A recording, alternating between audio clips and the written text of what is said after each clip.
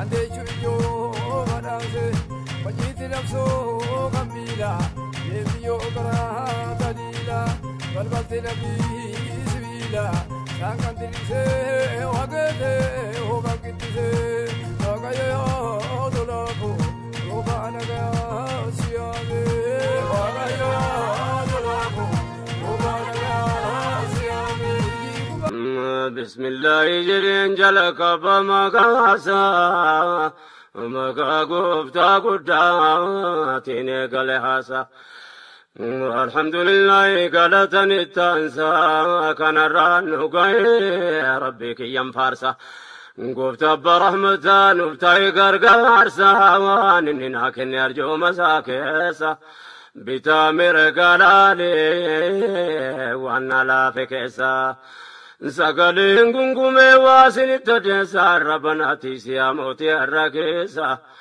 شيطان ينسي جني انسم التنيسة يا رب ارجو مكيكيسة قرقار سنوتي تيكا قيدين الرقين يا رب الحمد لله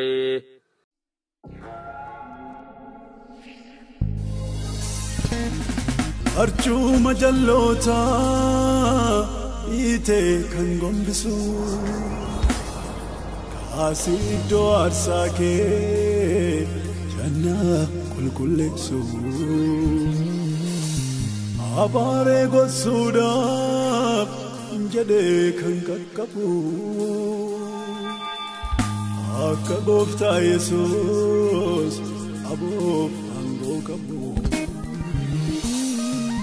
akka finiasi kan gara saaru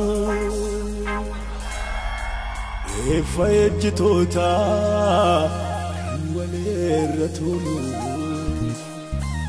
harralleen fakkaanna yemmu wajjin nyaannu guyyaan tokko jira garuu kan gargar foonnu yoonis lol taasise seenaan jalaan tagari gole akka wareegamnu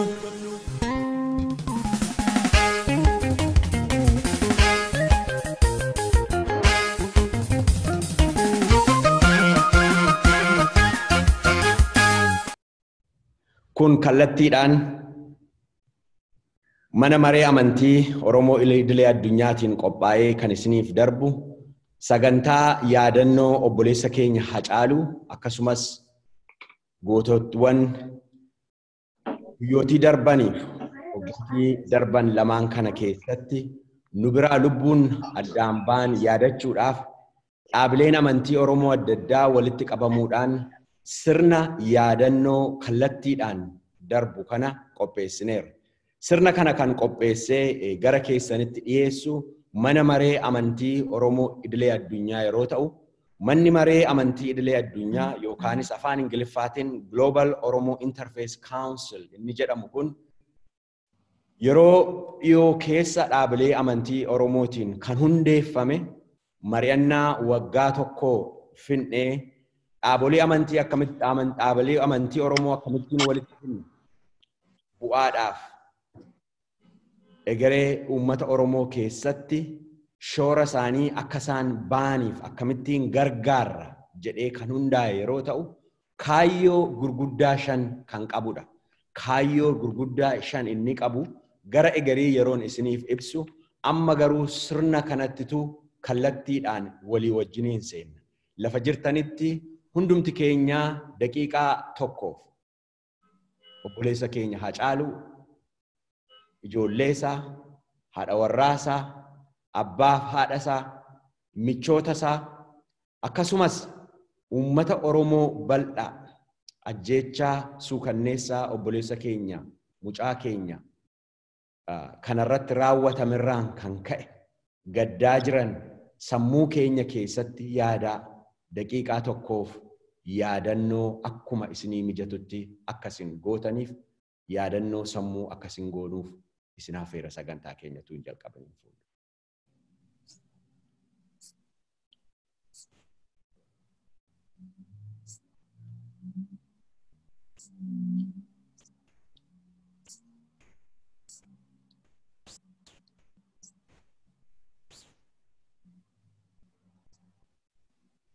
Galatooma.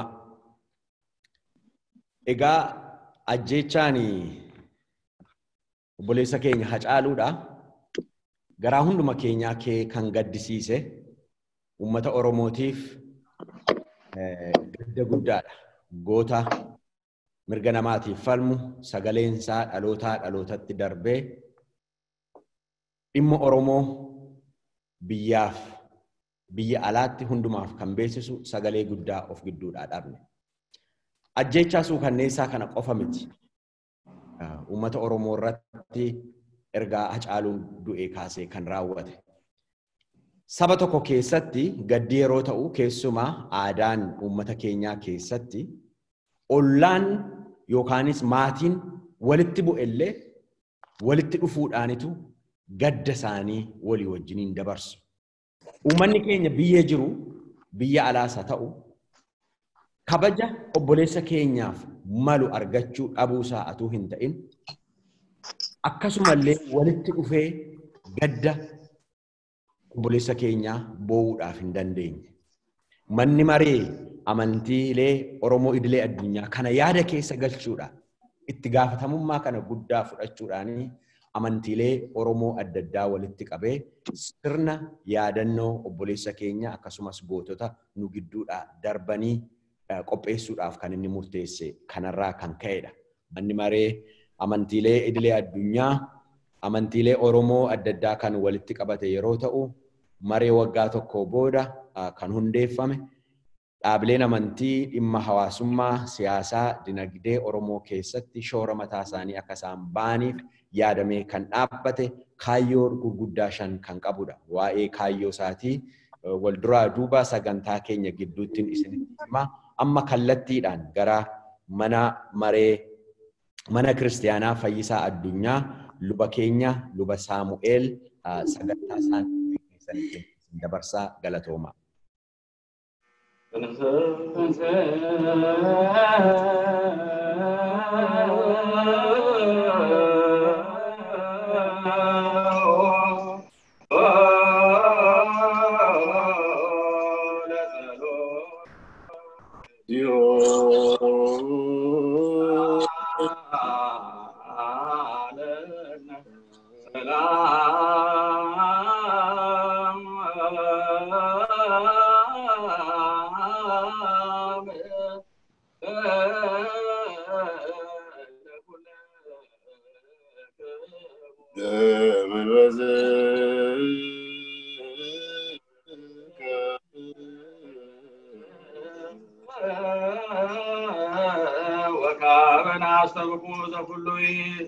Hundumaa kan qabattu abbaan gooftaa keenya fayyisaa keenya Yesuus Kiristoos waa'ee abbootii keenya haadholii keenya obboleettotan keenya obboleettiiwwan keenya waa'ee daa'imman warra du'anii fi daballee waawwannaa bakka lalistuu fi bakka bishaan boqonnaa jirutti lubbuu isaanii bilisa akka taasistuu fi guyyaa kaa'umsaa hojjettee foon isaanii kaasuu fi qindeessuudhaa fi abdii soba hin qabne mootummaa Waaqayyoo akka kennituu fi waa'ee tajaajilaa keenya obboleessa keenya waa'ee Haile Gabreel lubbuusaaf si kadhannaa waa'ee tajaajilaa kee obboleessa keenya waa'ee lubbuu Haile Gabreel ni kadhannaa waa'ee tajaajilaa kee obboleessa keenya waa'ee lubbuu Haile Gabreel ni kadhannaa boqonnaa kennuudhaaf taayitaa kan qabdu gooftaa keenyaaf Waaqayyoo.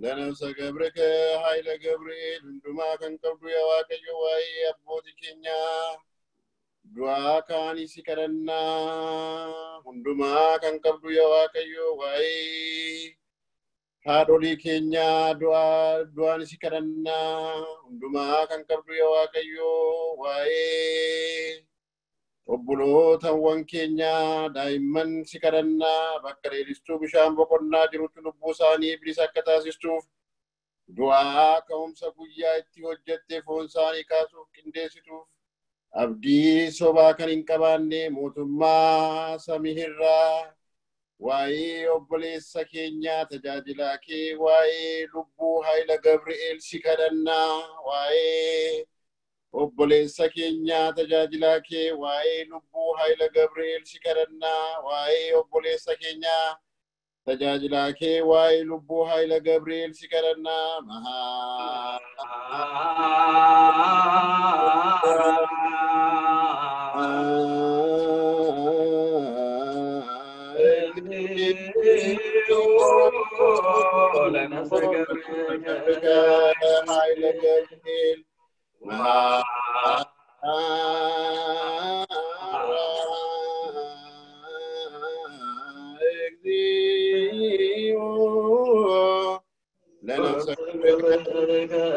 Haayila Gabri'eel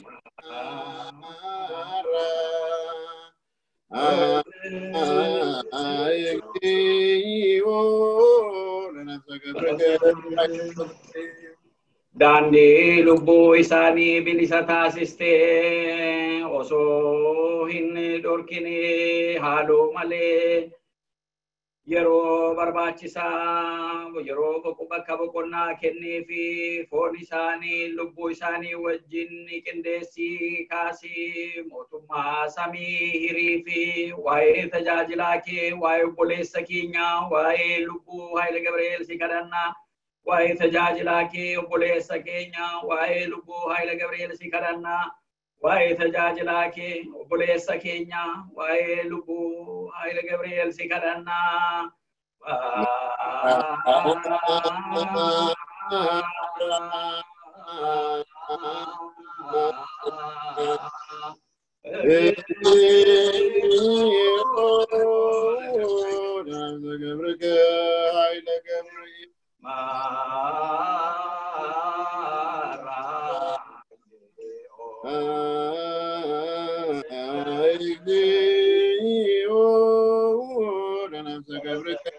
Haayila Gabri'eel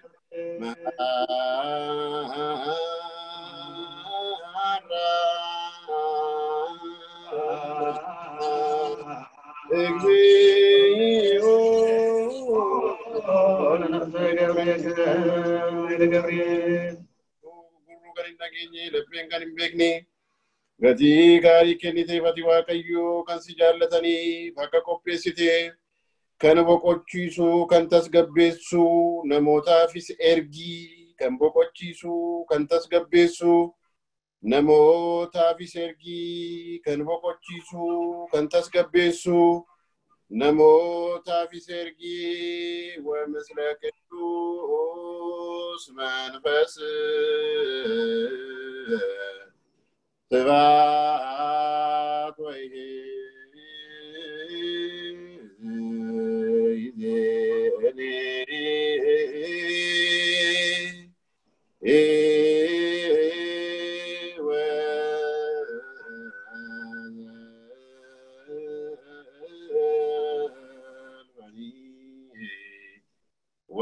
والعالم آمين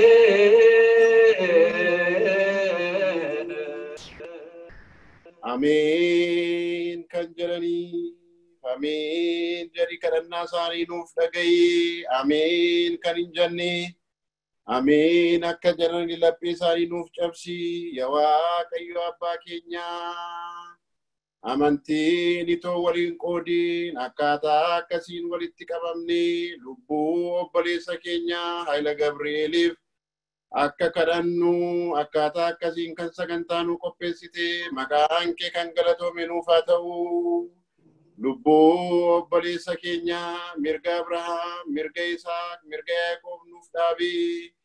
Maatiiwwansaa fi ijoollee isaaniif hafuura jajjabeessu nuuf ergi. Akkasumas immoo lapheensaa kan cabee uummata keenyaaf, uummata Oromoof jajjabina kenniifi. Kana booddee sagantaa keenya gidduutti argamiiti. Kadhannaa keenya nuuf dhaga'i. Kadhannaa keenya akka nuuf dhageessu. Yaa abbaa keenya jennee si kadhannaa. Yaa abbaa keenya samiirra kan jiraattu maqaan kee haa ulfaatu mootummaa keessa dhufu eeyyamni kee samiirratti akka ta'e akkasumas lafarratti haa ta'u. Nyaata keenya har'aaf nu ga'u nuuf kenni yakka keenyas nu dhiisi nutis kan nu akka dhiisnu qorumsaatti nu galchi namarraa nu oolchi malee mootummaa kan keetio omnis galanni isa bara baraan ameen yaa giftii keenya dubaroo maaramee nagaa ergamaa qulqulluu Gabri'eeliitiin nagaa siin jenna. Yaada keetiin dubroodhaaf ogeetiinis dubroodha. Yaada Waaqayyo galanni siif haa ta'u ati dubartoota keessaa kan eebbifamteedha. Firiin gadameessa keetiis kan eebbifamteedha. Kennaan kan muutamtee gammadii Waaqayyo si wajjin jira jaallatamaa ilma kee gooftaa keenyaaf fayyisaa keenya. Yesus Kiristoos irraa dhiifama nuuf kadhadhu cubbuu keenya kan nu dhiisuuf hanga bara baraan ameen. Itoo beeknu itoo hin beekin cubbuu wajjinirraa Waaqayyo maqaa keenyaan nuun haayiku Waaqayyo nuun eebbisu nagaa Waaqayyo nu duukaa ta'u. Ameen. Egaa maatiiwwan Waaqayyo jajjabeenya isaa Waaqayyo hunda keenyaaf nuuf haa kennu saba Oromoo saba yeroo ammaa qe'ee isaa irratti mana isaa keessatti duuti irratti du'aa jiru kana Waaqayyo du'a nurraa haa dhaabu boo'icha nurraa haa dhaabu maatii waan obboleessa keenya Hacaaluu haadha manaasaa ijoollee isaa abbaaf haadha isaa maatii isaa hundumaaf akkanumas immoo kabajamtoota jaallattoota isaa hunduma keenyaaf Waaqayyo jabeenya nuuf jajjabina nuuf kennu. Waaqayyo tokkummaa keenya nuuf cimsu kana kan qopheessitaniif hunda keessaniifuu galata guddaa qabna maqaa Waaqayyo kan galatoome haa ta'u tokkummaa keenya cimsannu galatooma.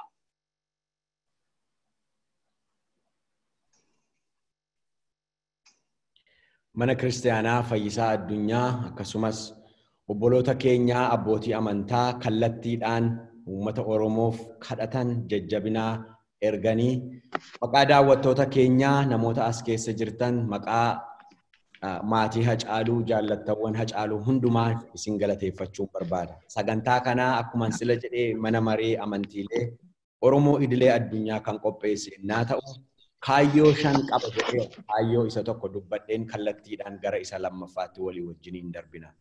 Kaayyoon inni jalqabaa yookaanis gooliin mana maree amantiilee Oromoo addunyaa dhaabolee amantii Oromoo gidduutti wal kabajaaf jaalalli jiraatee nagaadhaan akka isaan walii wajjiniin jiraatan gochuudha. A peaceful coexistence among adherents of different religions. Uummanni Oromoo uummata amantii adda addaa fudhatee jiraatudha. Yeroo hedduu kallattii itti saba Oromoo ittiin addaan baasuudhaan walitti buusuudhaan dhaaboliin siyaasaaf mootummaan itti yaalu keessaa inni tokko dhaabolii amantiiti. Nuti kana hambisuudhaaf dhaaboliin amantii Oromoo walitti dhufnee nagaadhaan walii wajjiniin akka jiraan. Dirree Oromiyaa keessatti amantiidhaan walitti bu'iinsi gonkumaa hin jiraatu. Oromoon kara booda amantiidhaan addaan ba'uu hin qabu jechuudhaan haguubara kana uumnee walii wajjiniin nagaadhaan akkasittiin akka argitan walii wajjiniin dhaabannee tokkummaa keenya agarsiisaa jirra. Kaayyoon keenya inni jalqabaa isa kana hafuuruma keessa jirru keessa akka hin baaneef amma kallattiidhaan gara Minisootaatti adeemnaa Sheek Bashiriif obboloowwan isaanii wajjin jiran Minisootaarraa amantii Musliimaa du'aanuuf godhu kara isaan. Hordoftoota daawwattoota keenya kan fagoo fi dhihoo jirtan bakka jirtanitti nagee isin gaafachaadha. akkasumatti abbootiin amantii adda addaa kan taatan hundi keessanuu galatooma ulfaadhaa sagantaa seena qabeessa kana keessatti bakka bu'oota amantii adda addaa Oromoon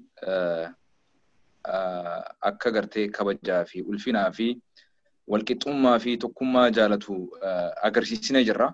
Kuni seenaan irra hojjechaa jirru kuni aduwwiidhaaf fafa firaaf immoo tokkummaadha. Firaaf immoo jabeenya. Jabeenyi kun waliigalteen tokkummaan itti fufuu qaba.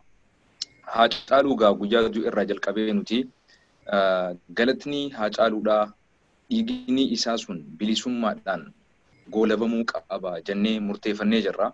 Haacaaluun nama muslimaa ta'uu baatus nama dhiigaan tokkooti, nama lafeedhaan tokkooti, nama biyyaan tokkooti, nama biyyeen illee nuun tokkooti. Nama gartee amantiidhaan osoo addaan nuun foohin Oromoo tahee dhalatee, Oromoo tahee jiraatee, Oromoodhaaf wareegame. Kanaafuu galata guddaa nurraa qaba akka Oromootti, akka sabatti, akka lammiitti, akka biyyatti, akka Oromootti. Rabbiin galata isaa bilisummaa booda gabrummaan hin jirreen Rabbii ummata keenya haa badhaasu. Waan inni wareegameef san Rabbiin galmaan nu haa ga'uuf. Maatii isaatii fi ollaa fira isaa xiqqaa fi guddaa inni irraa du'e hundaa'u har'a inni warraa qofaa miti durumarraa hojii jalqabee kan guutuu Oromoo fi Oromiyaatii fi addunyaa guutuuti.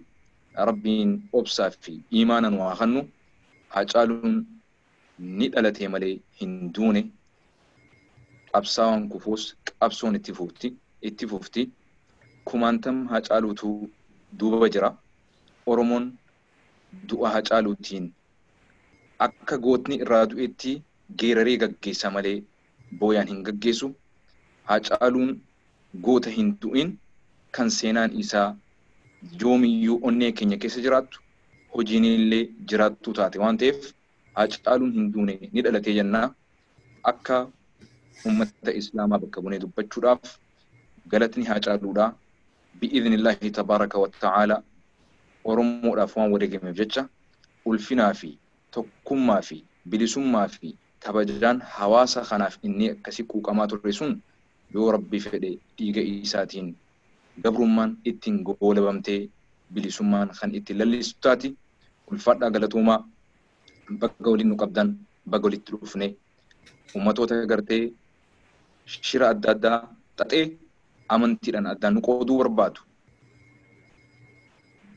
Tokkummaa keenya diiguu barbaaduuf bakka kan nu baannee abbootiin amantii kiristaanaa hundi waaqeffataan abbaan gadaa hiree tana as keessa walitti qabamnee gaachana walii taanee nuti kan dhalanne Oromoo taaneeti, kan jiraachaa jirrus Oromoo taaneeti, kan gartee irratti wareegamaa jirrus Oromummaa fi akkasumatti maqaa amantiitti warra nu xureessuu barbaadu addaan nu qooduu barbaaduuf gurra kan nu baattanii tokkummaa keenya cimsuu ittiif galatoomaa.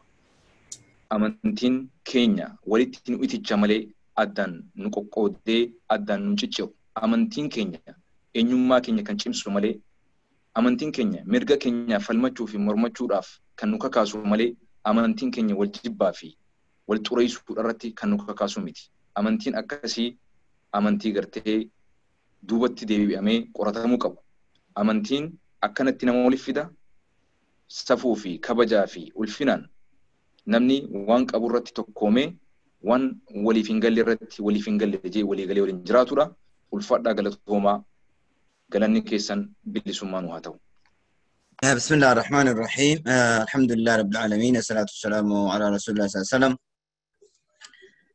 درسني أمني غرا أمني أرومو كامنتي الدداك أبنو كأمو سبان أغرتي إيغان توكوتاني سغنتا كان راتي ولين أرغمو كيناف ربي كي غلطهم فدا الحمد لله رب العالمين جدا أكاسم وروني سغنتا كان نمكن ديستان غلطهم ما جنا بليس كي ناسي باي دبتي جرا واني قدان جرو waa'ee dhimma gartee Haacaaluu akkuma argitan kanatti Haacaaluun yoo ajjeefamullee parpaziif ajjeefamee goolii jira. Ummata Oromoo ija keessa dha'uu, mataa isaa keessa dha'uu, onnee isaa keessa dha'uu kan itti pilaaneffate waan ta'eef uummanni Oromoo ijji dhahamtee eegasii duuba onneen dhayamtee akkasumatti agartee mataan isaa dhahamee uummata agartee kufee achiin hafu ta'uu dhabuu rabbiin nu argisiise. Sunis waan guddaadha, waan itti galatoomfachuu qabnu. Akkasuma onni ammaan tana Oromoo irratti deemaa jiru karaa adda addaatiin waan isin argaa jirtan, waan isin barsiisu yookiin isinitti himuun hin barbaachifne. Walumaa galattuu rakkoota nama jalaafuu bayuu fi hayyoota hafeefis agartee karaan isaa akka karaa kana ta'e waan agartee miidhaa hagana ga'u ka deemaa jiru kana keessattuu bifa adda addaa qabatee gara maraan duulli banamee jira. Duulli amantii banamee jira. Duulli agartee sabarra banamee jira. Hayyoota irra banamee jira. Kana cufaafuu falli isaa yookiin agartee karaan itti qolachuu dandeenyuun wanni kun waggaa dheeraaf uummata keenyatti agartee mararsanii uummata keenyatti maranii maqaa amantiitiin ati amantiin tantee kiristaana, amantiin tantee ati musliima, ati waan kana walitti deemuun hin barbaachisu jechuudhaan manni keenya waggaa dheeraa wal hubachuu dhabuun, wal arguu dhabuun, wal agartee walitti dhiyeenya dhabuudhaan baay'ee miidhaan nurra ture hedduu ta'uun ni yaadatama.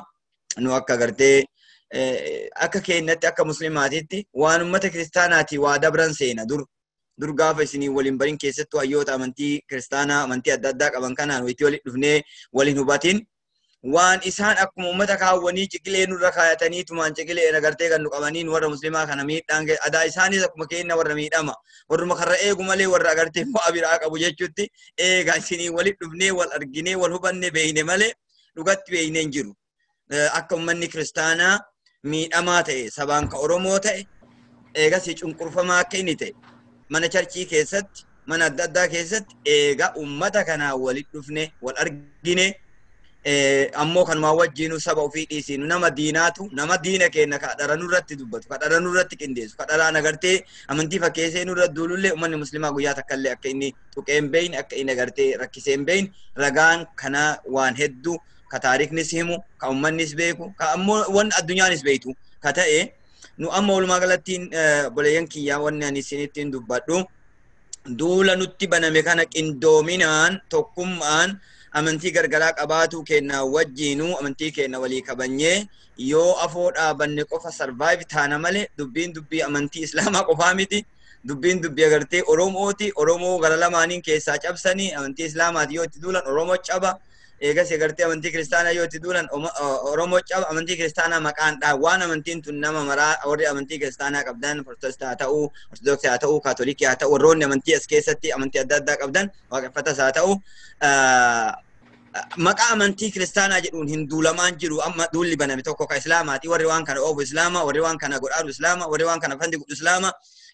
Qabsoon banamte tun agartee gaaddidduu tana jalatti dhokatanii uummata Oromoo irratti duulu waan ta'eef jecha kana hin turtaniyyuu haga kanayyuu hin turre haga kanayyuu agartee dhugattiin hedduu agartee waan agartee nurraa eegamu hin hojjanne waan jedhuttiin argaa jira. Gizee duulli nu banamee uummanni gara mara nu kanaami dubbiin teenna tana jennee gabbaanee dubbachuu dhabuun wal biratti argamuu dhabuun wal biratti agartee waraqaa nurra waan kisii nu baname kana cufaaf gamtaan agartee qolannee itti deemuu dhabuun waan agartee duubatti harkifannee natti fakkaata.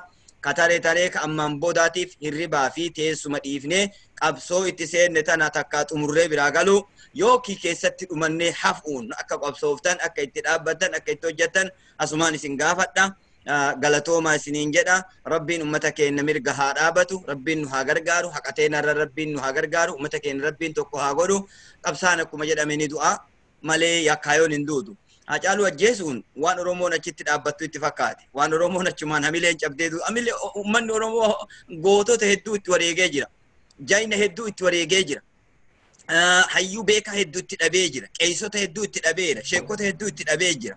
Ammas hayyoota fedhe itti wareegee eegas agartee ogeeyyii hayyoota qabu itti wareegee mirga ofiitiif falmachuun akka dirqama ta'e walii himnee wal bira akka dhaabannu isiniin jedha. Hedduu galatooma isaa dheeraa isinirraan fudhadhu. Nama hedduutu as keessadha. Namni agartee nama guddatu as keessa jira.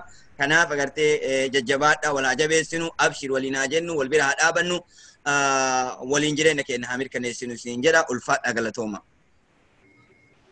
Galatooma Sheikh Ibrahim, Sheikh Nasir baay'ee galatooma akkuma jalqabarratti jenne Warri booddee dhuftan kallattiidhaan hordofaa jirtan kun sirna yaadannoo mana marii amantiilee Oromoo idilee addunyaatiin qophaa'e kallattiidhaan kan isiniif darbu yeroo ta'u daqiiqaa muraasa fuuldura obboloota keenya amantii Islaamaa Sheikh Abdurrahim Sheikh Nasir Minnesota irraa sagalee jajjabinaa uummata keenyaaf dabarsaniiru baay'ee galatoomaa isiniin jenna. Miidhaan keessan miidhaa keenya isinitti buunaan nutti bu'anii nuti hundumti keenya Oromoodha kan inni nurratti duulamuu jiru Oromoo malee amantiidhaan miti amantiin sababa ittiin uummata ittiin adda qoodanidha. Manni mariin kun kaayyoonsaa walii wajjiniin dhaabachuu agarsiisuudhaan.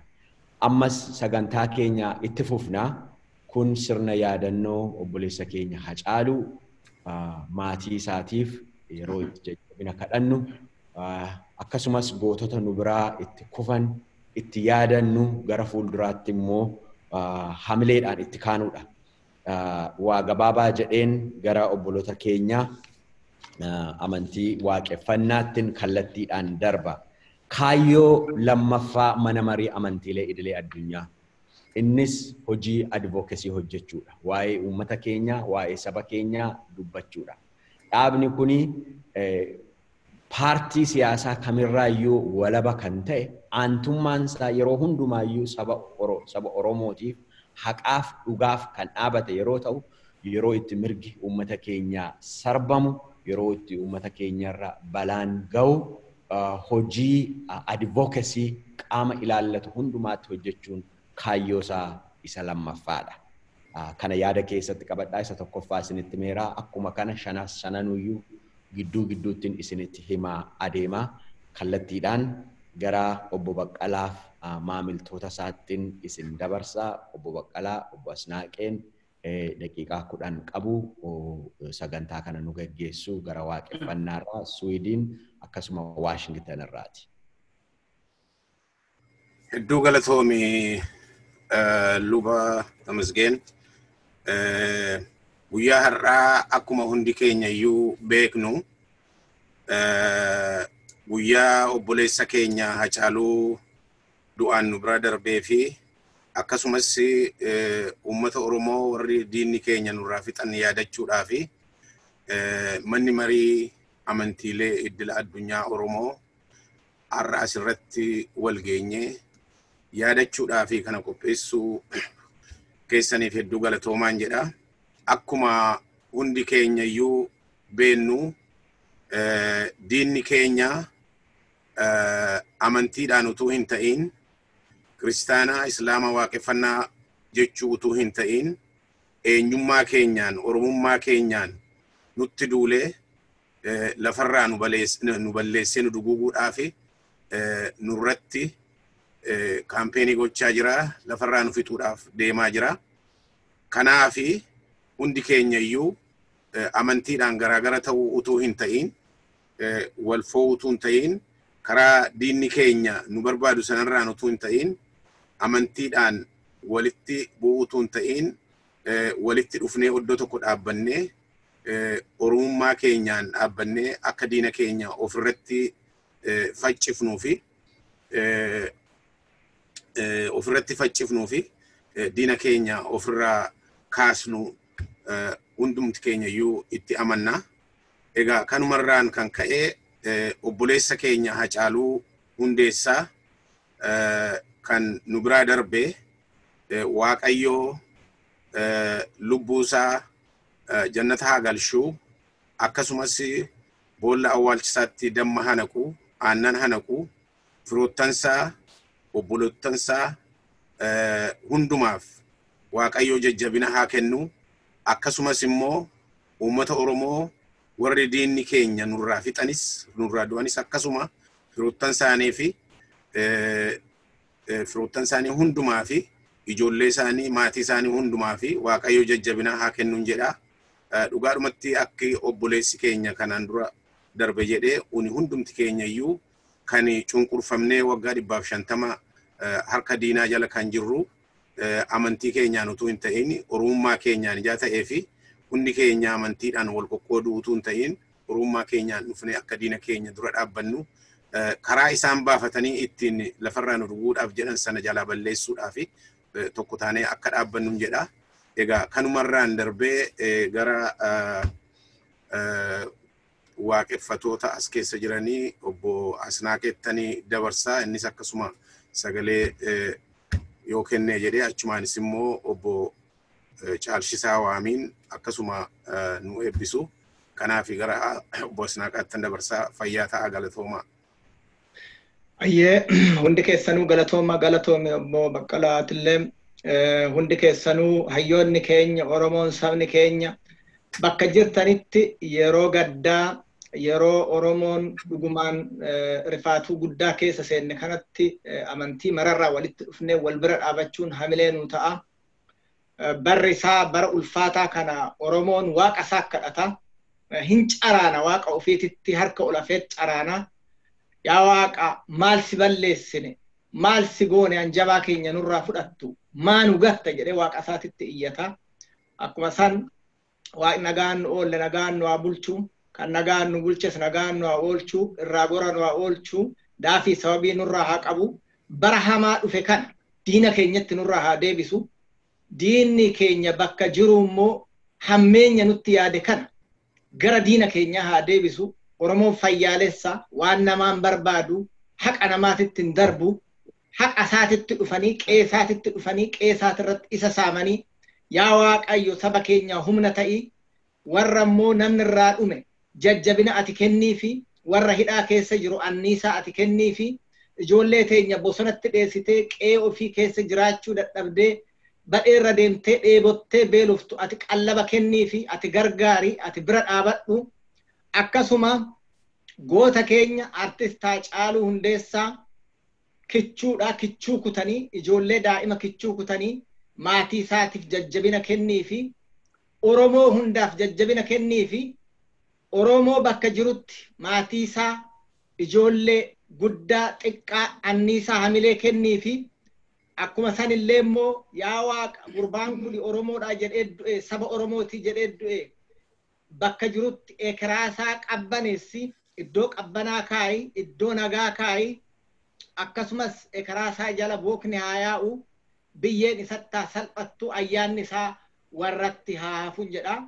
Akkuma san sabni Oromoo yeroo ulfaataa kanatti waaqa isaa kadhachuu qaba waaqa uumaa isaa kadhachuu qaba bakka jiru guddaa xiqqaan waaqa isaatittis boo'uu qaba. Yaa waaqa diina nutti male kana nurraa deebisitu humna qabna jedhanii qawwee qabna jedhanii qabeenya keenya fudhatanii qe'ee keenyatti keenyan nu fixanii nama keenya ajjeesanii numammoo yakkamaa godhanii cubbuu kana ati isaanitti deebisi halkanii guyyaa nutti malanii hannutti malan kana ati qolii gara isaanii deebisi hammeenya yaannu qulqullummaadhaan qe'ee qabeenya lafa keenya irratti dhufanii nurraa fudhachuuf nutti rasanii bara dheeraa nurra ture ga'e jedhi nurraa buqqisi. An jedhu waaqa kadhannaa amma gara obbo Caalchisaatanii sin dabarsa.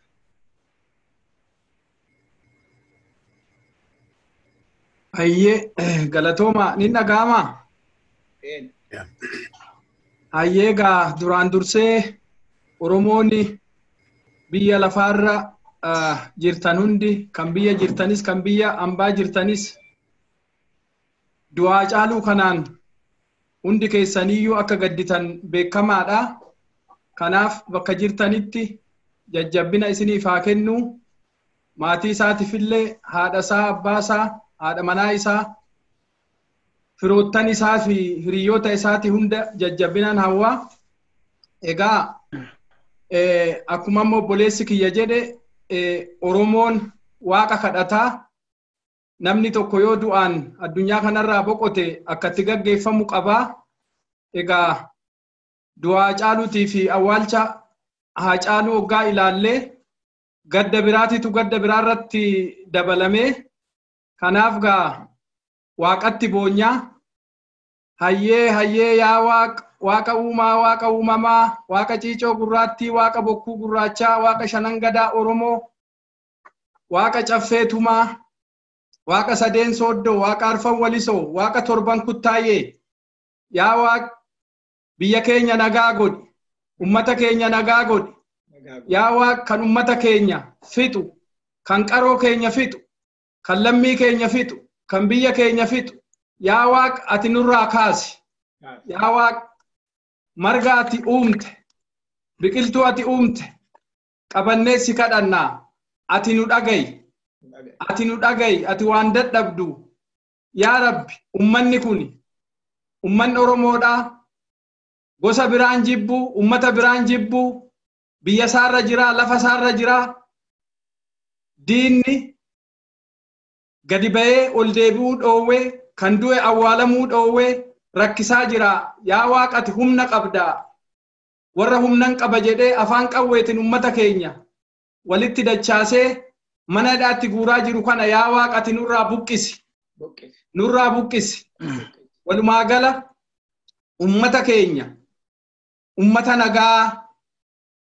nagaa jaalatu maqaa Oromoo ta'e qofaadhaaf walitti qabanii qaroo keenya hayyuu keenya barataa keenya qarree keenya hunda mana hidhaatti guuraa jiru yaa Waaq dhukkuba amma addunyaarra jiru kanallee yaa Rabbi ruubii takka keessatti ummata akka dhibeen kunillee fixu walitti haraa jiru yaa Waaqati humna nuu ta'e ummata kana nuu baraari dhibee baraa jala nu baasi yaa Waaq goota keenyallee Haacaaluun qaroodha Haacaaluun nama jecha takkittiidhaan eenyummaasaa ummata Oromoo bakka jiru dammaqsu yaa Waaqati boollasaa jala nadhii yaasi ikiraansaa qabbana haa galtu ayyaanni isaa warra isaatitti haa deebi'u egaa akkuma jedhame ummanni Oromoodhaa waan amma itti aggaammame kana ofirraa kaasuudhaaf warri baay'een jettanii jirtu amantiin odoo waliin hirre tokkummaadhaan maqaa Oromootiin diina nutti bobba'ee eenyummaa keenya afaan keenya aadaa keenya ummata keenya duguugee balleessuudhaaf jiru kana yaa Waaqati waan dadhabdu hundeedhaan nurraa buqqisi ummanni Oromoo ummata biraan jibbu ummata jaalataa wanti inni jibbu yoo jiraate sirna isa balleessuudhaaf sirna nafxanyaa durii nutti deebisuudhaaf warra waan kana diriirsan sirna kana tokkummaadhaan ummata ofirraa buqqisu nu haa taasisu Rabbi jajjabbina nu haa kennu warra manaa baqatee mana isaa keessa jiraachuu dadhabee bosonatti ba'e kanas yaa Waaq ati adda ta'iif jabina kee kenniif jajjabina kee fayyaa kee kenniif yaa Waaq si kadhannaa nu dhaga'i nu uumtee nu gatin du'a karaa deemtu jalaa nu baasi balaa barri deemu jalaa nu baasi egaa ummanni keenyas waan amma artiisti goonni keenya itti darbe kana ijoollummaa isaatiin qabsootti seenee odoo waan Oromoo dubbatu odoo bilisummaaf boo'u odoo tokkummaa Oromootiif boo'u lubbuun isaa darbe nullee warri lubbuudhaan jiru ummanni Oromoo ummata gadoo kana baafatu Rabbi nu haa taasisu ummata gadoo kana baasu Rabbi nu haa taasisu egaa Waaqayyo bakka jirutti ummanni Oromoo jajjabina isaa kennuufi akka nuti jenne Waaqayyo haa jedhu bakkeen ani irraa hir'ise Waaqayyo itti guutu ijaa qalbii irraa hambisa. Baay'ee fayyaa ta'aa obbo Baqqalee, obbo Asnaaqee, obbo Caalchisaa amantii waaqeffannaa irraa kun ammasii mana marii amantii Oromoo idilee addunyaatiin kan qophaa'e sirna yaadannoo obboleessa keenya Hacaaluu akkasumas gootota gidduu keenya boqotaniiti. Kallattiidhaan sagantaan keenya itti fufaaf darbaa jira. Yeroo muraasaa fi of dudduubatti deebinee Hacaaluu yaadachuu akka dandeenyuu fi seenaa baay'ee gabaabaa seenaa Hacaaluudhaa walii wajjiniin dhaggeeffanna. Jamaal gara keettiin dabarsaa nama seenaa sana nuuf qopheessee obbo Tolchaa jiru natti fakkaata mana keessa gara isaaniittiin kallattiidhaan dabarsa. Ayyee galatooma seenaa Hacaaluu yeroo gabaabaa kana keessatti himanii fixuudha baay'ee rakkisaadha hin danda'amu seenaa guddaa qaba garuu immoo kaleessa galgala akkuma obbo Baqqalaa Tolasaa seenaa gabaabaa nu dhiyeesse waan jedheefi yeroo hundas gabaabaa waan tureef gabaabseetuma qophii kanaaf akka ta'utti barreeffamaan seeraa gabaabaa qopheesseera. Seenaa gabaabaa Aartist Haacaaluu Hundeessaa. Aartist Haacaaluu Hundeessaa abbaa isaa obbo Hundeessaa boonsaa fi haadha isaa addee Guddattuu Horaarraa bara 1986 Finfinnee irraa kiiloomeetira 125 irratti kan argamtu magaalaa Amboo ganda Duwwaa 6 keessatti bara 1986 gara addunyaa kanaatti dhufe. Aartist Haacaaluu magaalaa Amboo keessatti dhalatee haa guddatu malee akkuma ijoollee qotee bulaa Oromoo guddatu tokkotti jabbii fi horii tiksee maatii isaa tajaajilaa akka guddate seenaan jireenya lubbuu isaa ni mirkaneessa. Aartist Haacaaluun umuriin isaa barnoota yeroo ga'u mana barumsa Oddoo Liibaan sadarkaa tokkoffaa seenee baratee xumuruun gara mana barumsa sadarkaa lammaffaa olaanaa Amboo seenee barachaa osoo jiru fincilli diddaa gabrummaa barattoonni Amboo gaggeessaa turan keessatti adda dureedhaan qooda irraa fudhachuudhaan dhaadannoo osoo barannuu qabsoofnaa osoo qabsoofnuu barannu kan jedhu ejjennoo godhatanii mootummaa abbaa irree wayyaanee irratti fincila diddaa gabrummaa labsanii osoo qabsootti jiranii bara 2003 goonni kun Aartist Haacaaluu Hundeessaa hiriyoota isaa biroo waliin harka waraana mootummaa wayyaanee seene. Aartist Haacaaluun umurii waggaa 17 mana hidhaa Karchallee Amboo keessatti dararamuun gamatti mana hidhaa Maayikalaawwii jedhamee beekamu keessatti hidhamee rakkoo hedduun irra gahaa akka ture seenaan isaa ni mirkaneessa. Aartist Haacaaluun mana hidhaa Karchallee Amboo keessatti bara 2003 hanga bara 2008 ture kana keessatti sabboontota Oromoo hedduu waliin hidhamee waan tureef akka mana hidhaatti osoo hin taane akka mana barnoota galetti fudhachaa jira jedhee dubbatee ture. Jiruu fi jireenya rakkoo Oromoo gahaarra turee fi gahaarra jiru gadi fageenyaan baree kan hubate mana hidhaa Karchallee Amboo keessatti akka ta'e gaafiif deebii miidiyaa adda addaa irratti godheen mirkaneessee jira.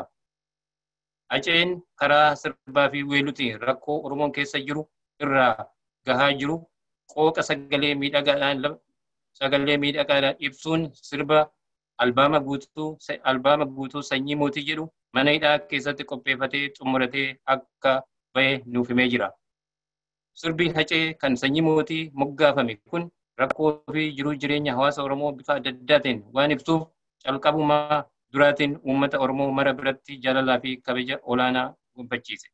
Keessattuu sirbi wallisaa hangaftichaa kan Wasanuu Diidoo jabbiloota koo jedhu ammallee kan yeroon irraa hin dabarre haala hedduu nama hawwatuun bareechee waan sirbeef kabaja duraan horatee qabu irratti kabaja dabaleefi.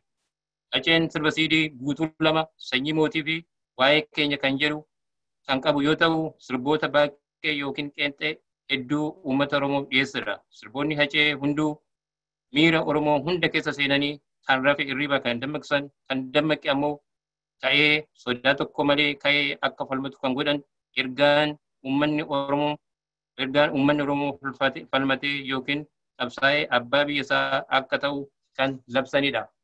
Haceen rakkoon Oromoo gidduu jiru himuuf waa'ee keenya kan jedhu sagalee fi qooqa miidhagaadhaan qooqa dhaggeeffatamee hin quufneen ergaa dorgommii hin qabne Oromoof dabarsee jira. Haceen ammas dabalee rakkoo Oromoo ibsuuf hooggantoota Oromoo fi dhaabbileewwan Oromoo maraaf ergaa yeroo dabarsu sagalee bareedaadhaan maaloo maalii wal sakaalla maali waansaa jechuun dhaamsa quuqama garaasaa keessaa qabu gama aartistiin dabarsee jira. Oromoon biyya isaa irratti du'u malee akka gadi dhiibne Eemmolee yaa garbachiisaa biyya ofii maaltu gadhiisa jedhee ergaa dhaloota irraa dhalootatti darbu nuuf dhaamee jira.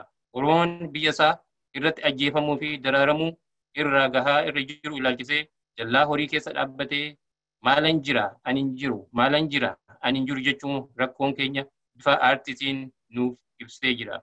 Waan Haceen jedhe yookiin Oromoof godhe hundi keenyayyuu qixxuma waan beeknuuf haaraa godhee wanti isinitti himu hin jiru. Oromoon qaroo goota beekaa wallisaa falmataa qabsaa kan saba isaa jaalatu kana obiraa dhabuun hedduu nu gaddisiisa. Namni akka Hacee kun jaarraa tokko keessatti si'a tokko kan argaman yoo ta'e malee yeroo mara gara addunyaa kanatti kan dhufan miti yoon jedhe dhugaa dubbachuu malee soba dubbachuu koo miti. Haceen waan itti amanu keessattuu rakkoo uummata isaa ilaalu dubbachuu yeroon duubatti deebi'ee hin jiru. Bara 2017 keessa mootummaan goolessituu wayyaanee kan ijoollee Oromoo magaalaa fi baadiyyaa Oromiyaa keessatti fixaa turte fuuldura dhaabbatee sodaa tokko malee adda isaa rasaasatti kennuun warra amma isa ajjeesa kanaan situ kiiloo 4 aane jedhee ifatti itti himee jira. Haceen goota hiriyaa hin qabne uummanni Oromoo of biraa dhabuun gaddi kun maatii isaa qofaaf hin taane kan Oromoo hunda keenyati. Haceen akkuma yeroo adda addaa himachaa ture sirboota kiyyaan turoota hedduu akkuma nuradhe diinota hedduus godhadhe jedhee himatee jira. Diinonni isaa yookiin diinonni bilisummaa Oromoo kan ta'an harcaatonni sirna nafxanyaa akkuma armaan dura qabsaa'ota Oromoo shiira adda addaatiin ajjeesaa turan har'as kunoo Hacaaluu Hundeessaa uummanni Oromoo akka qabeenyaa fi ija isaatti ilaalu ajjeesanii dhimimmaan naachaa buuhaa jiru. Artistii jaalatamaan Hacaaluu Hundeessaa waxabajjii 29 bara 2020 galgala keessaa sa'a 9 walakkaatti Haqaaqii naannoo Galaan jedhamutti ajjeefame. Akkaataa ajjeefamuu Hacaaluu Hundeessaa mootummaan Abiy Ahmed shaneetu ajjeese jedhee oduu dhugaarraa fagaate odeessuu malee amma ammaatti akkaataa itti ajjeefame ifan goone. Dhiigni Hacaaluu akka tasabadu mootummaan aangoorra jiru shiira adda addaa xaxaa akka jiru inuma argina. Namni tokko yoo ajjeefame poolisiin bakka sanatti argame yoo xiqqaate ashaaraa fuudhuun irraa ture. Kun hin godhamne. Lammata bakki Hacaaluun itti ajjeefame jedhamee naannoo Oromiyaa keessa waan tureef poolisii Oromiyaa malee poolisii federaalaallee hin laalu. Namni yoo ajjeefame manni yaalaa reenfa ilaalee sakatta'ee akkaataa itti ajjeefame ibsuu danda'u hospitaala Minilik ta'uun osoo irra jiru hospitaala Phaawulos geessan.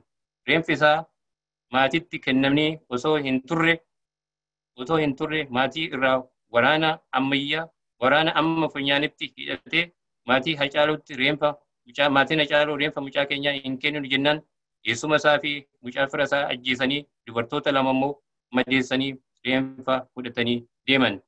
Ajjeefamuu Hacaaluun harki mootummaa Abiy akka keessa jiru kan mirkaneessu ragaalee hedduu ni jira. Waan hundaafuu artistiin jaalatamaan qabeenya uummata Oromoo ta'e kun Hacaaluun Hundeessaa dhalatee umurii waggaa 36tiin addunyaa kanarraa darbeera. Lubbuu isaa Waaqni bakka gaarii nu haa kaa'u. Maatii isaa, firoottan isaa akkasumas Oromoota hunda jajjabinaa kennuuf galatooma. Sammuu keenya keessatti akka nuyi xiinxalluufan yeroo muraasaaf cal jedhe. Botolchaa Wagii namni nuyi sagantaa kanaaf qopheeffanne yeroo dhumaatti nu biraa hafuurraan kan ka'e edda galgalaa karaa obbo Baqqalaatiin bilbilee isaan gaafannee yeroo gabaabaa kana keessatti akkasittiin seenaa Hacaaluu dudduubatti deebistanii qindeessitanii hunduma keenyaaf waan qopheessaniif maqaa mana maree amantii Oromoo Idilee Addunyaa akkasumas dhaggeeffattootaaf daawwattoota keenyaan baay'ee galatoomaa Waaqayyo ulfina isiniif kennu jechuun barbaada. Kana booda sagantaa ergaa lama qabna. Kallattiidhaan gara sanaatti walii wajjiniin deebinee sagantaa keenya gara xumuruutti walii wajjiniin adeemna. Sadaffaa isinitti meen raawwadha. Kaayyoo yookaanis goolii mana amantii Idilee Addunyaa, amantiilee Oromoo Idilee Addunyaa. Inni sadaffaan nagaa uumuu yookaanis peace building isa jennudha. Yeroo adda addaatti haala humna namaatiif yaada namaa ol gararraa ta'een nagaan hin boora'a. Hawaasa keessatti, dhaabolee amantii keessatti, mootummaa keessatti. Manni marii Idilee Addunyaa nagaa uumuu keessatti shoora mataa isaatii taphachuudhaaf murteeffatee kan ka'edha. Mootummaadhaan yookaanis dhaabaan atuu hin ergamin aantummaan isaa dhugaadhaaf uummata Oromoof qofa duwwaa ta'uudhaan peace building and transformation gaheessa yookaanis goolii isaa godhee kan socho'udha. Amma kallattiidhaan gara Dr. Ijjiguu Tolosaa, Dr. Ijjiguu Tolosaa amantii Adventistii bakka bu'anii gidduu keenya jiru naannoo Washington DC irraa uummata Oromootiif dhaamsa isaan qaban akka isaan dabarsaniif kallattiidhaan gara isaaniitti isin dabarsaa obbo Ijjiguu.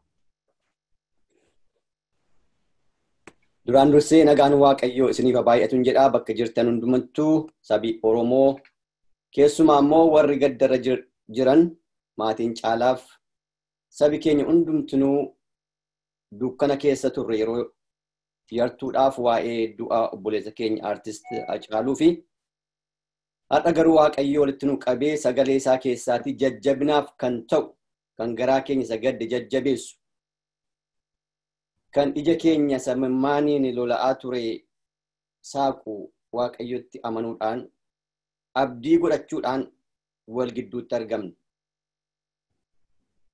Har'a Waaqayyoo bakka nu jirru hundumaatti duumessi keenya akka inni ifuuf abdii nuu kenneera. Dukkanni keenya akka ifu. Yaaddoon keenya akka inni nurraa bu'uu fi abdiin Waaqayyoo nu wajjin jira. Akkuma amma lubii Tamasgeen dubbatanii kaayyoon keenya waa'ee nagaati. Sagalee Waaqayyoo keessaatii bara 2000 fuuldura waggoota 2000 fuuldura sagalee Gooftaa Kiristoos kan dubbate yeroon bidiruun bartoota isaatii raafame dha'icha galaanaatiin.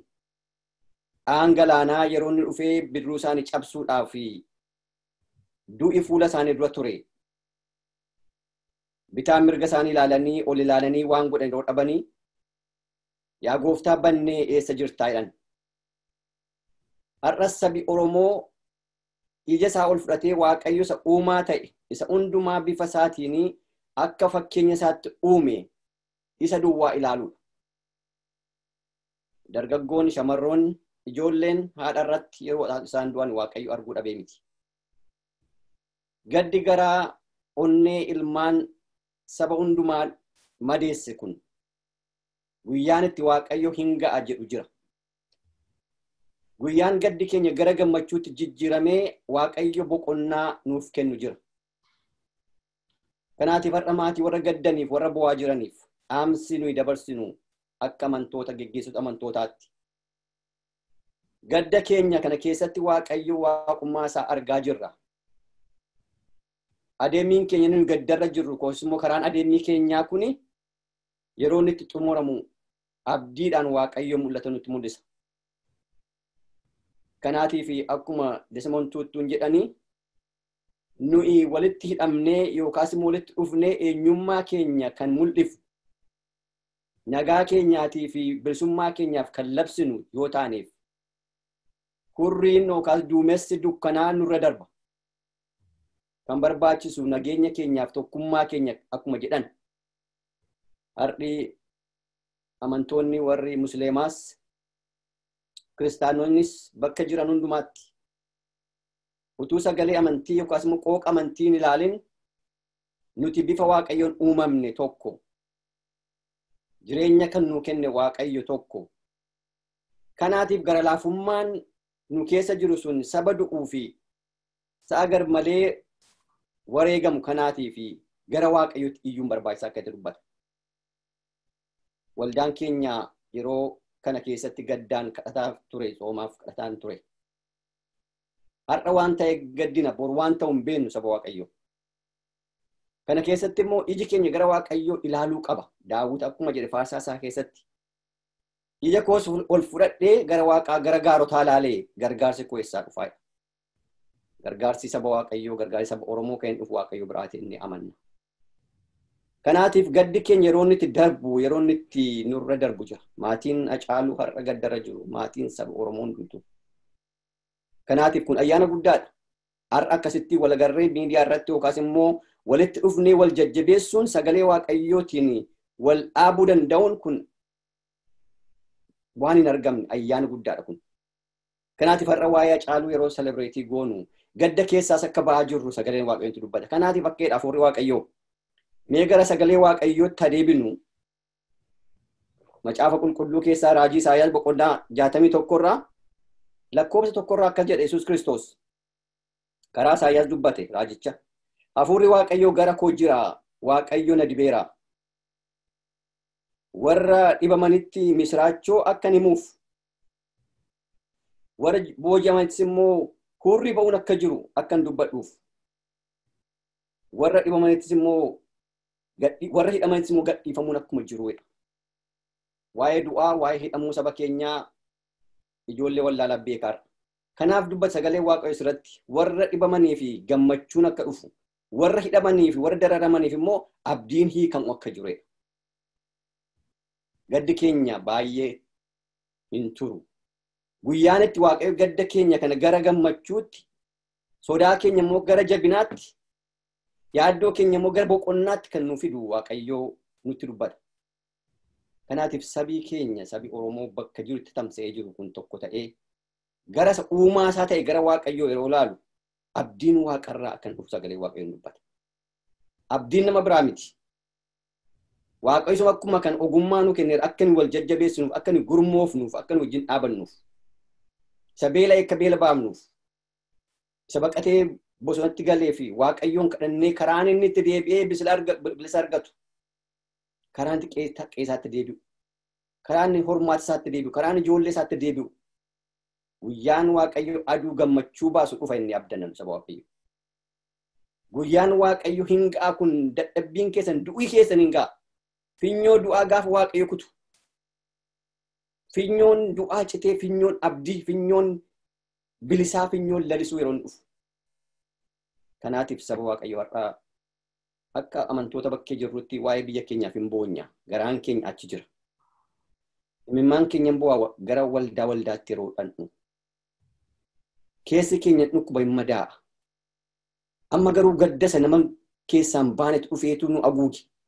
Kanaatiif gadda kana keessa kan nu baasu tokkummaan keenya, kaayyoon keenya, abjuun keenya akka hin banneef, akka hin hatamneef yeroo quba wal qabnu, yeroo saba keenya bakkee biyya jiru sana, yeroo isa warra hidhaman jiru sana, warra gidiraa keessa jiran sanaaf waaqayyoon harka keenya ol kaafnee yeroo nuyi kadhannu sana. Waaqayyo nu dhagaa. Kanaatiif maatii Hacaaluu ijoollee isaa warra manaasaa, saba isaa, warra isaaf bu'aa jiran, warra isaaf gaddaa jiran, warra wayyaa gurraacha uffatanii deemaa jiraniif waaqayyo jajjabina akka fiduuf. Gaddi isaanii gammachuutti, boo'ichi isaanii gara kolfaatti akka deebi'uuf. Kan kana gochuu danda'u waaqayyo duwwaa akka ta'e deebi'u. Akka nu waldaa Washington Metropolitan Adventist Church addana jirutti sabii keenya kana kadhata. Waan goonu hin qabnu garuu waan goonu qabna. Gara waaqayyo ilaalu. Yeroo gara waaqayyo ilaalu waaqayyo yeroo nuti gara keenya mul'atu jira. Sabi Israa'eloonni diinaan marfamee cuucamaa ture. Biyya Misiritti yeroo inni gidiramaa ture waaqayyo yeroo inni balbala bane sana.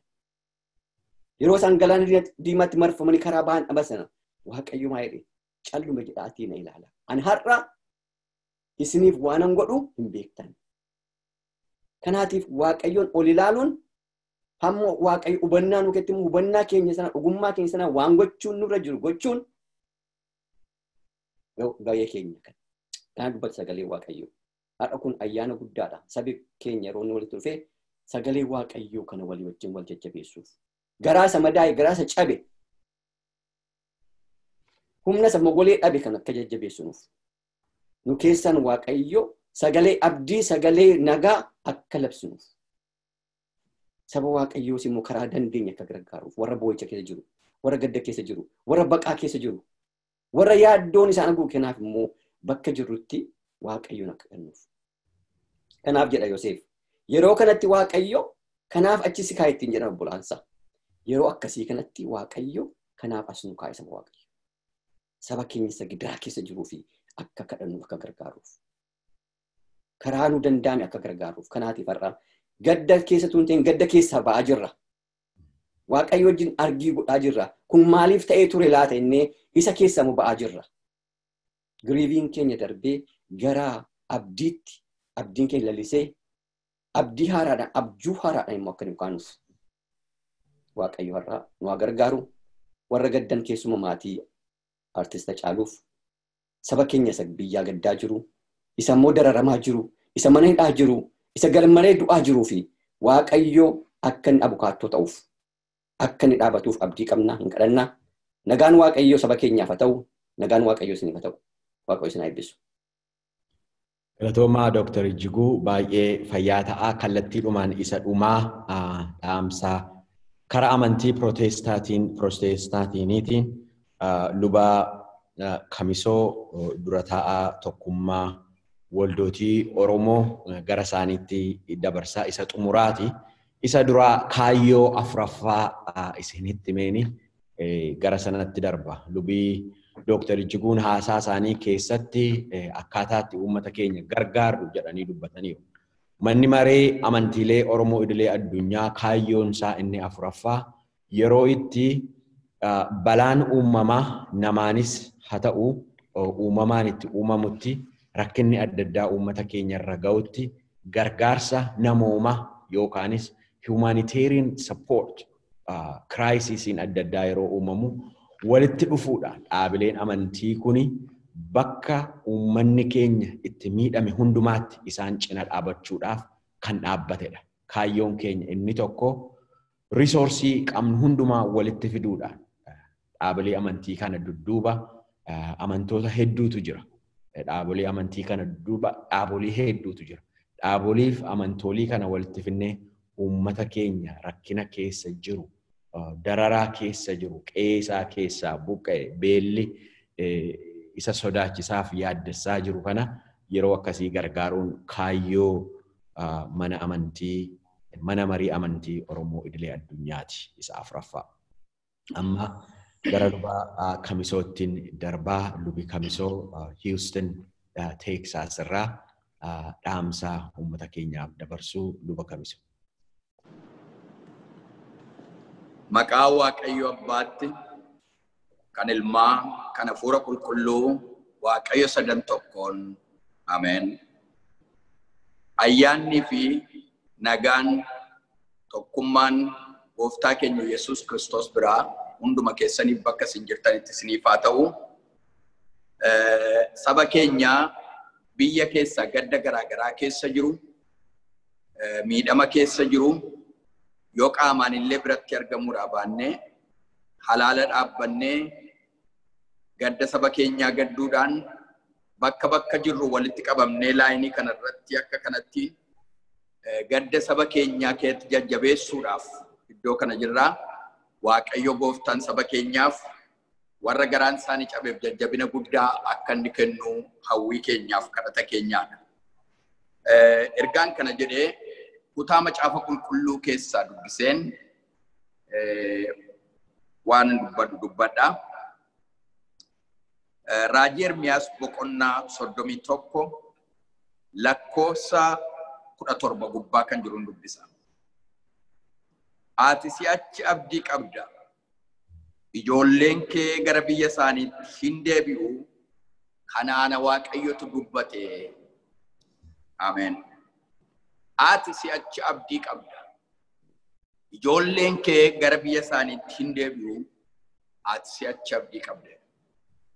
Sabni Waaqayyoo, sabni hacuucamaan Waaqayyo waan wajjin jiruuf abdii qaba.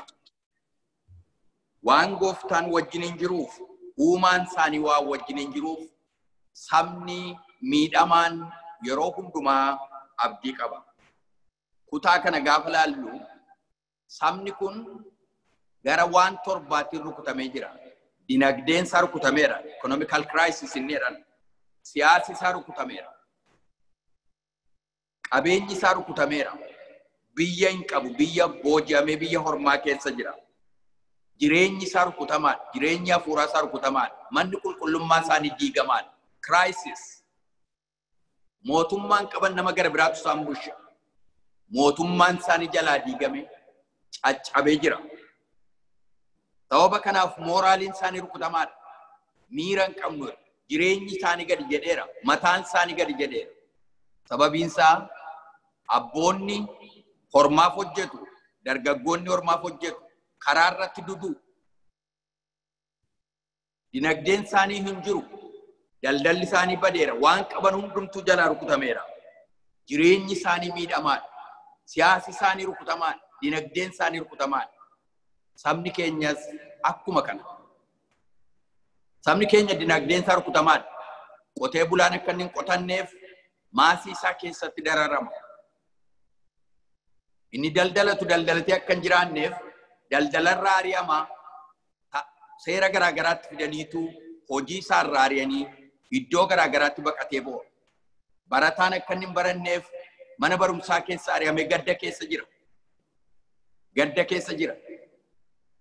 Ijoolleen isaanii lafa arganitti du'u. Utuma kun jiru haalli kun hundumtuutu jiruutu kan isaan ijarra kaawwatan waa'ee isaanii kan dubbatu gurguddoota beektota afaan ta'ee fi kan dubbatu ija dura gaafa inni fuudhan sabni keenya dukkana ulfaataa keessatti kufu. Namni tokko beekan tokko akkan jedha. Hammam dukkanni yoo ulfaate illee hammam dukkanni yoo ulfaate lafa uwwise illee lafti bari'uun hin oolu. Hammam dukkanni lafa yoo uwwise illee lafti bari'uun hin oolu. Kanaaf ifni jira dukkana ulfaataan yoo ba'e illee ifni waan jiruuf isa ilaallee jajjabaanne. Kutaa kana keessattis akkuma kana jireenyi isaanii diigame qabeenyi isaanis diigame ammallee siif abdiin jira jabaadhu. Ammallee siif abdiin jira jabaadhu. Kanaaf bakka waldoota warra wangeelaa afaan Oromoo bu'ee warra malaayinii kanarra bakka bu'an bu'ee saba keenya biyya keessaa gaddaan cabee jiru. Jireenyi isaanii miidhamee kan jiru. Dhala isaanii of jalaa dhabanii garaan isaanii obsa dhabee kan gaddu kan bo'u. Ijoollee abbaa malee guddataa jirtu. Haadha abbaan manaa irraa du'ee qofaa taate haadha hiyyeessaa taate. Firoota keenya iddoo garaa garaatti faca'an saba keenya iddoo garaa garaatti faca'ee gaddi dhiphinni irra jiru qeesaa irraa ari'ame caakkaa keessa kan jiruun carraa kanatti fayyadamee akkasiin jedhe jabaadhaa abdiin jira. Dukkanni hammam yoo ulfaate illee dhugumaan lafti bari'uun hin oolu waanta ta'eef jabaadhaan ittiin jechuu barbaada. Hammam dukkanni yoo lafa uwwise jabaachuun hin oolu. Lafti bari'uun hin oolu. Macaafa faarfannaa 68 gubbaadha.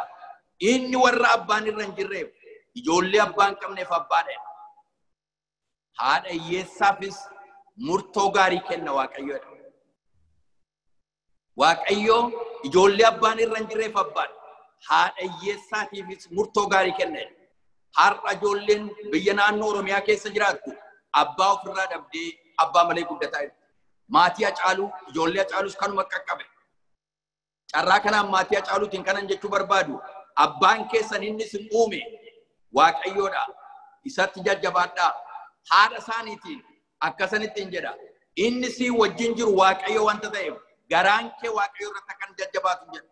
Maatii isaanii abbaatiif haadha Hacaaluu Waaqayyo waan isaanii wajjin jiruuf Waaqayyotti akka isaan jajjabaatan saba Oromoo garaan cabe hundumaa bakka hundumaatti guddaadhaaf xinnaan beekaaf wallaalaa hundumaatti garaan kan cabee bu'aa deeman sagalee Waaqayyotti akka isaan jajjabaatan gara fuuldura akka isaan ilaalanii jajjabaatan itti dubbachuu barbaada. Abdiin jira. Qe'ee diigamaarra dhaabbatee kan bo'u sabni keenya. Manni isaa jalaa gubatee kan bo'u lafa bultii kan dhabe. Baadiyyaa keessa magaalaa keessa jireenyi saba keenyaa totally destroy godhanii lafa isaan jiraatan qabeenya kan irraa rukutan gadi ba'anii maatii isaanii keessa akka isaan hin bu'anneef haalli ulfaatan biyya keenya irra buufatee jiru kun yeroo kana ilaallu garaan saba keenyaa akka inni abdiin kutanne dubbii Waaqayyootti dubbanne ammallee saba keenyaaf abdiin jira. Jajjabaadhaa ka'aa hojii gara fuulduraatti isin irra jiru hojjedhaa tarkaanfadhaa.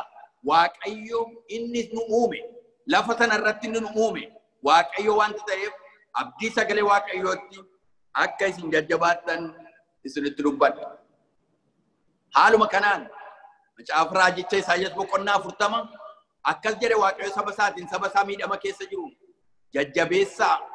jajjabeessaa saba koo jedha Waaqayyo. Jajjabeessaa saba koo jedha Waaqayyo. Kanaaf har'a abboonni amantii biyya kana keessa jiru dubbiin kun nuunis garaa keenya waan nu rukuteef gaddi keessan gadda keenya waan ta'eef miidhamni keessan miidhama keenya waan ta'eef isinirraa fagaannee yoo jiraanne illee haala kanaan walitti dhufnee sagalee jajjabinaa isinitti dubbachuu barbaanna. Waaqayyo bakka isin jirtan hundumaatti hafuura jajjabinaa, hafuura nagaa, hafuura mo'ichaa lafa keenya irratti, saba keenya irratti, beektota keenya mana hidhaa keessa jiran irratti hadhangalaasuutti jedhaa mataa keenya gadi qabannee daqiiqaa lamaan tokkoof Waaqayyoon kadhanna. Yaa Waaqayyo Gooftaa, biyya lafaa haaressita. Waaqayyo warra garaan isaanii cabetti dhiyoodha. Warra keessi yaadni isaanii cabee bullaa'es hin fayyisaa jedhamee dubbii kee keessatti dubbatameera. Yaa Waaqayyo sabni keenya goodaarra kan jiru, kaabarra kan jiru garaan isaanii cabee bullaa'eera. Beektonni hin boo'u, gurguddoonni hin boo'u, wallaalonni hin boo'u, haati hin boossi, ijoolleen hin boossi. Boo'icha lafa keenya irra jiru yaa Waaqayyo hin argita. Warra garaan isaanii cabee bullaa'e hin fayyisaa jedhamee dubbii kee gacaafameera. Warra garaan isaanii cabee bullaa'e akka ati fayyiftuuf si kadhannaa jaalala kee haa ta'u. Irreen fayyisuu kee biyya keenya irraa naanna'u. Warra gaddan, warra dadhaban hundumaa isaan jajjabeessi. Maqaa gooftaa keenya Yesuus Kiristoosiin.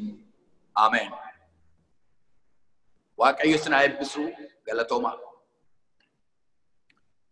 Luba Kamisoo baay'ee ulfaadhaa sagalee jajjabina guddaa uummata keenyaaf saba keenyaaf waan dabarsitanii eeyyee ammayyuu abdiin jira galatoomaa.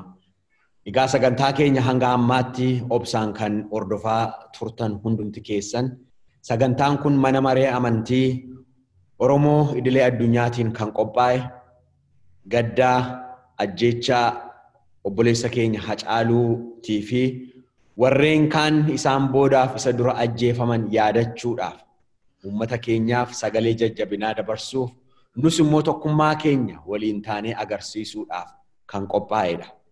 Manni maree amantiilee Oromoo idilee addunyaa kaayyoo isaa keessaa inni shanaffaaf inni dhumaadha. Sustainable development yookaanis misooma walitti fufiinsa fiduudha. Eeyyee har'arra dhaabbatanii misooma yaaduun rakkisaadha. Akkuma irra deddeebi'amee jedhame uummanni keenya manni irratti gubateetu daaraa abiddaa keessa taa'ee uummata gaddaa jirudha. Ijoolleen abbaa manaa abbaa malee hafaa jirti. Barataan mana barumsaa keessaa baqatee daggala galaa jira. Abbaan ijoollee kan irraa du'e ijoollee isaatii guddisaa jira. Haati warraa gaddarra jirti. Yeroo salphinaati. Kana keessa taa'anii waa'ee misoomaa yaaduun tarii hin ulfaata ta'a. Garuu immoo barri duukanaa kun darbee isa diigame kana yeroo nuyi itti ijaaru hin dhufa. Isa kufe kana yeroo nuyi itti kaasnu hin dhufa. Abdiin Waaqayyo wajjiniin jira waan ta'eef. Kana immoo kan nuyi goonu tokkummaa keenyaan walii wajjiniin dhaabachuu keenyaan. Nuti dhaaboliin amantiidhaa yeroo hedduudhaa addaan faffacaanee kan turre maree almost ji'a 8 fixeeni akkasittiin akkaataa itti wal arginutti walii wajjiniin dhaabachuudhaaf murteessineera. Mana maree idilee addunyaa kana keessa miseensota amantii hedduutu jira. Gabaabsee isaa isinitti mee sagantaa keenya asumaan xumurra. Miseensonni Global Oromo Interface Network Council Global Oromo Interface Council kana tokkoffaa Bilal Oromo Dawa Center miseensa keenya. Charismatic International Fellowship Church kuni waldoota 8 of keessatti kan qabee jirudha. Canada, Washington, naannoo Washingtonii fi United States iddoo adda addaa keessatti. Sadaffaa Global Waaqeffannaa Council warra obbo Baqqaleefaa iddoo adda addaatti kan jirani miseensa amantii waaqeffannaati. Mana Kiristaanaa Fayyisaa Addunyaa jalqabarratti kan nu geggeessan yeroo ta'u amma iddoo hedduutti dhaabalii amantii Ortodoksii afaan Oromootiin geggeessu isaanis dhaabbachaa jiru. Biyya keessattis akkuma beektanii manni amantii Kiristaanaa kun amantiiwwan gurguddaa qaba. Itti fufee Oromoo Christ Evangelical Lutheran Church kan lubii guutaan keessa jiran as ollaa anaaf kan ta'ani isaan akka dhuunfaatti akka waldaa tokkotti kan keessatti miseensa ta'anidha. Oromo Evangelical Lutheran Church Washington DC Metropolis Area akkuma kan isaanis luba kennesaan gidduu keenya jiru akka dhuunfaatti kan miseensa keessatti ta'an naannoo Washington DC kan jiranidha. Oromo Evangelical Lutheran Mission Society and miseensa kan hin ta'e kun miseensota waldoota 28 kan qabu. Hedduminaan State United States hedduu keessa kan jiru waldooti 28 miseensa kan keessatti ta'anidha. Kunis mana maree kana keessatti miseensa. Oromoo Lutheran Church of Baltimore isaanis Baltimoretti kan argaman luba abbee keenya isaanis keessa jiru isaan kan geggeessan yeroo ta'u isaanis miseensa keenyadha. Tawfiq Islamic Center naannoo Minnesota irraa, Tawalid Islamic Center innis Minnesota irraa miseensa kan keessatti ta'anidha masjidonni kun lamaan.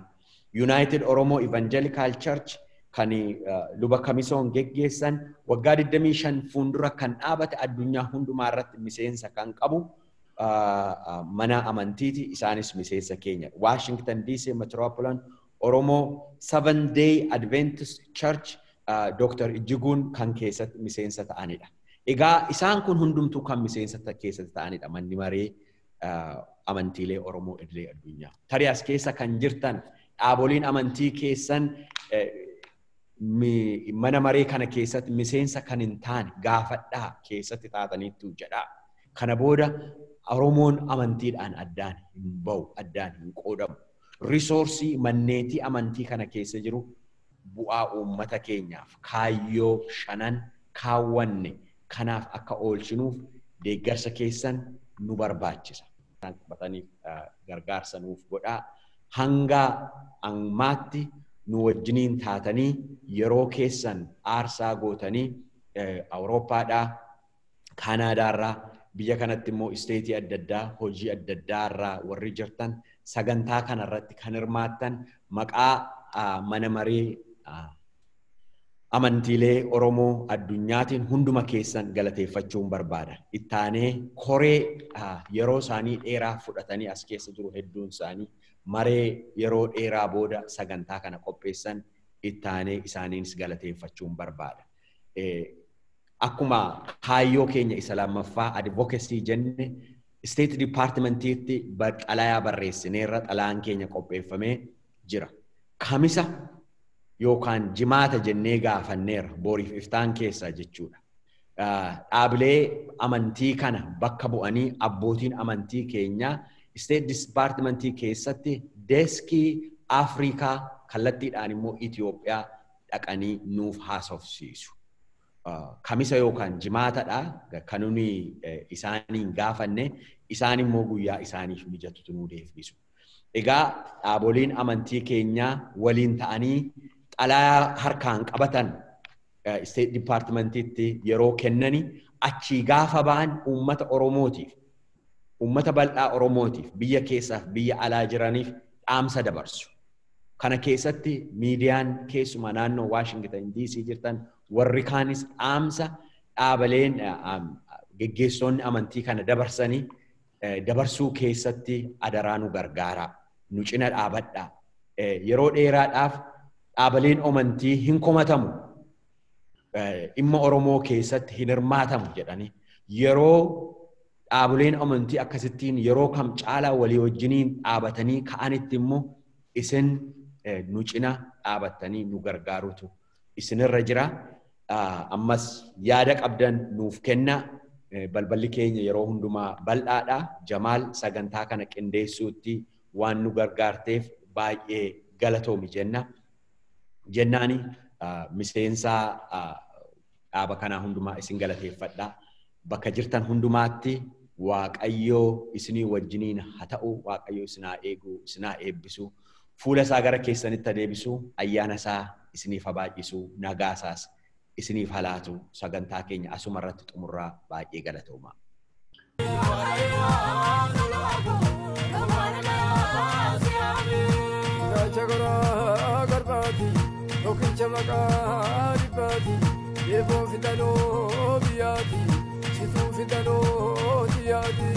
Odaa gurguddaa lagaati walaali rakkoo lagaati abeeku biraa lagaati yowwaan gubadhee gadiiti yawaasi dhabee gadiiti ulee qallayyoo jeeka yawaasi dhugaa beeka yawaasi dhugaa beeka kanuma dhugaatee gortonaan godhii yawaasi dhugaa beeka kanuma dhugaatee gortonaan godhii Kenyaro berabdi ola se adalago karuba dugate gortenangori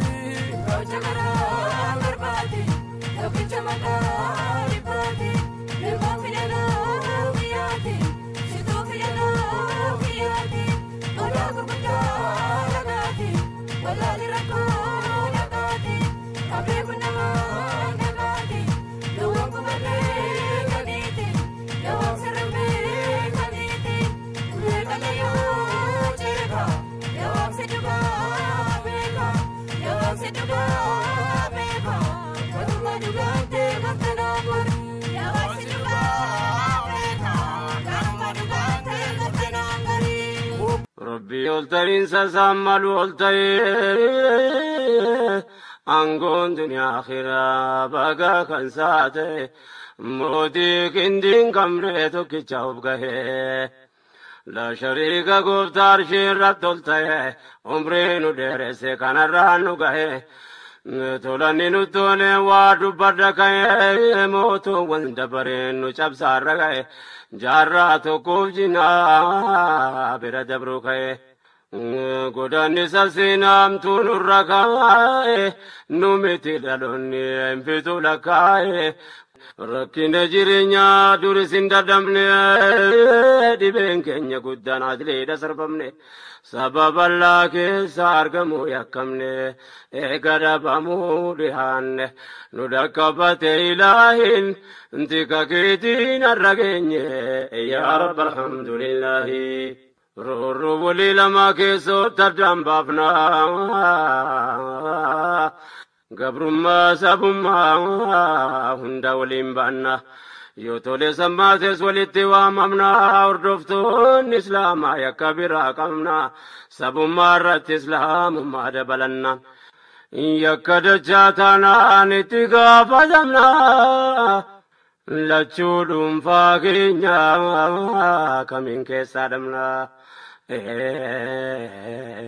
جاراتو كوفتنا كناب لما فمنا مقافمني مكا شرور كواممنا قداني سبلا دكمين دقنا قافتاتي قافتمنا وقاربا فوي احتكاكيتين الرقيني يا رب الحمد لله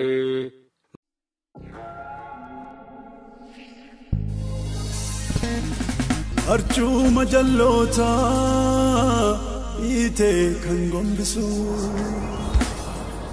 كاسيدو أرساكي جنة كل سو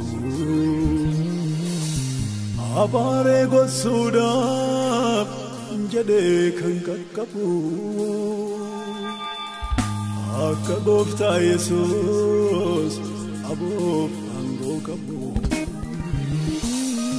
akka Finiyaasi kan gara saaru eeffa ejjitoota kan waleerra tolu harralleen fakkaannaa yemmuu wajjin nyaannu guyyaan tokko jira garuu kan gargar foonnu yoonis lol taasise Sinan jalan wanta gaarii goone akka wareegamnu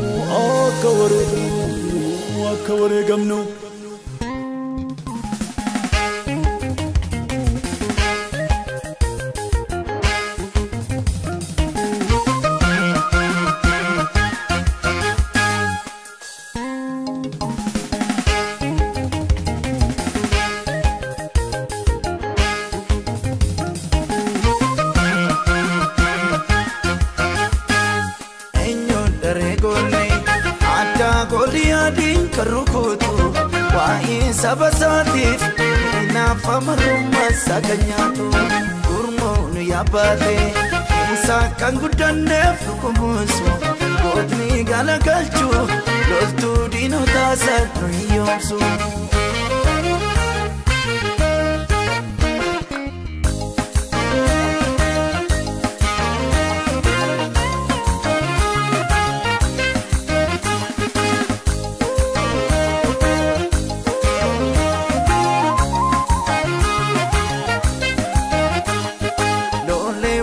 Waaqaaf lafa kana raasuuf mirreessa jira jagna kiyaasu aduun dhaabattee kan dhaggeeffatu galaana diimaa kan gargar kuutu waaqota ormaatiif kan hin jilbeenfanne cooma mana mootiitiin kan hin sosobamne loltuu jagna gaarii kutaatee garaasa beekaan akka Musee nus nu barbaachisa.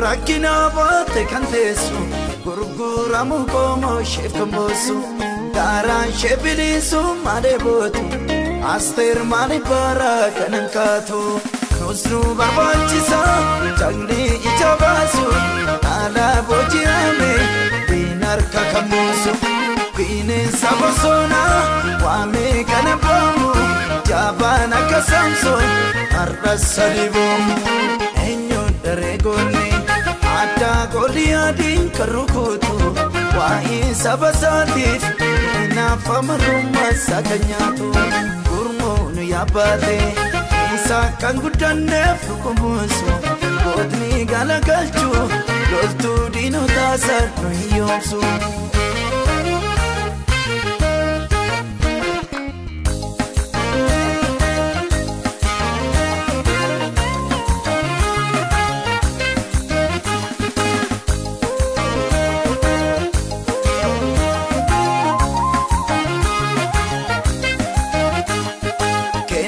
Waan hundumaa si harka maamnu kaaftu jagna qaba kakka korroo mana keerraa kan deebisu Amaaleeki kan jilbeenfachiisu kan akka Dibooraa kan aadaanu taatu dadhaabaa hirkiftee wallaala gorsitu akka Musee Faaroon warra jibban qabne tokkummaa kan qaban maanguddoota dhabne eenyuun dareegoonni adda Goliyaadiin kan rukutu waa'ee saba isaatiif hinaafama rummasaa kan nyaatu gurmuun yaabbaate isaa kan guddanneef dhukkumuusu gootni galagalchuu loltuu diinotaa sarnu hiyyoomsu.